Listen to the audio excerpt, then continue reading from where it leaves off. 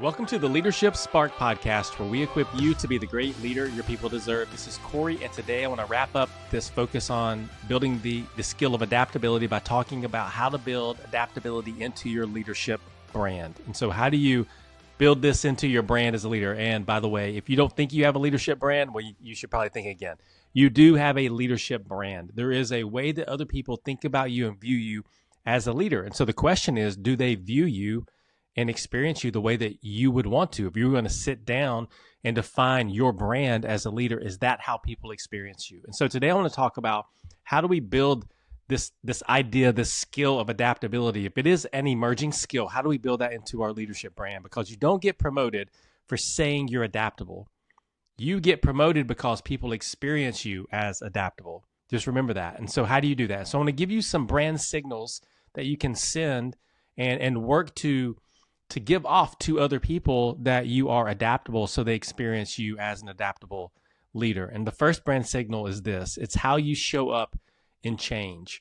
Adaptability shows up most clearly when plans fall apart, people are uncomfortable, and decisions are unclear. If you find yourself in that kind of situation, it is a prime opportunity to show that you are an adaptable leader. And so change-ready leaders or adaptable leaders, they name the discomfort, they frame the opportunity, and they build and keep the momentum when it comes to driving the change that needs to happen.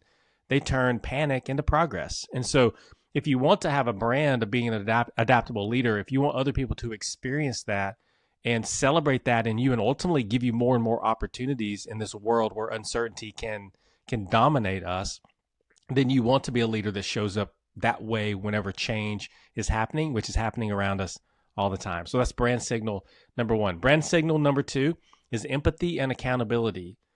So you need both. You need empathy to be empathetic, but you also need to drive the accountability that's needed to be able to get things done. And so empathy alone will only lead probably to stagnation if that's all you're getting and there's no accountability. Accountability alone could lead to burnout. And so you need both of them. And adaptable leaders say this. They say something like, I know this is hard, what we're going through or what we're trying to do, but we're still moving forward.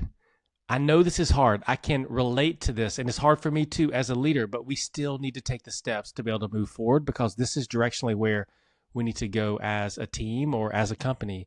And so the balance of empathy and accountability can help you build trust and results.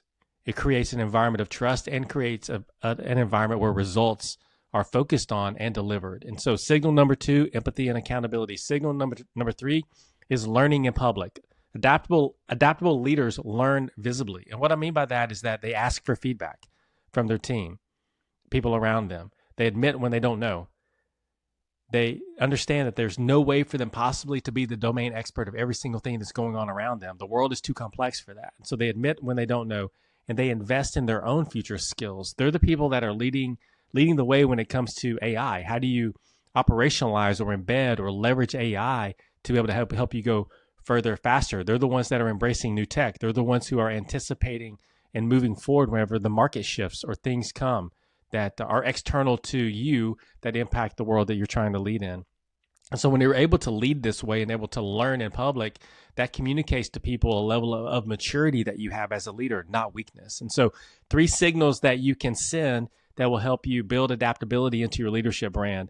Number 1, how you show up in change is going to communicate a lot. Number 2, communicating empathy and accountability. Those 2 things combined together are a powerful combination that can help you drive the results that you want to drive. Number 3, learning in public. And if you do these three things, you're going to signal to people around you that you are an adaptable leader, and people are going to lean in and want you to lead more because adaptable leaders are what we need in our workplaces today, given all the change and uncertainty and disruption that we face. And so hopefully over the last 3 days, you've understood the power of adaptable leadership, the need to be an adaptable leader, and you've gotten some, at least nudges on how you can become an adaptable leader and start to build that skill so that you can set yourself apart from those around you.